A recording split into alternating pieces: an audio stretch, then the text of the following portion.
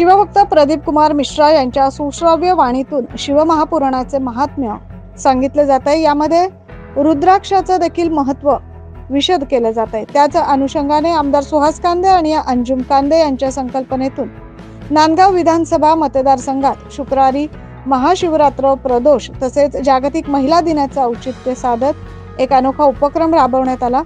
मनमाड शहर तसेच मतदारसंघातील विविध महादेव मंदिरात येणाऱ्या महिलांना या निमित्तानं रुद्राक्षाचं वाटप करण्यात आलं।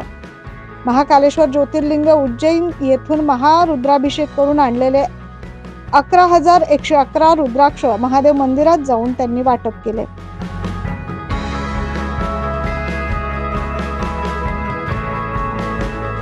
भगवान शिवाची पूजा सोबतच रुद्राक्षाची मोठी आस्था आहे। सुख, शांती, वैभव आणि उन्नती मिळावी या उद्देशाने रुद्राक्ष भेट देण्यात आले। यावेळी शिंदे गटाचे युवासेना जिल्हा प्रमुख फरहान खान, शिवसेना युवासेना महिला आघाडी पदाधिकारी यांच्या हस्ते रुद्राक्षाचं वितरण करण्यात आलं।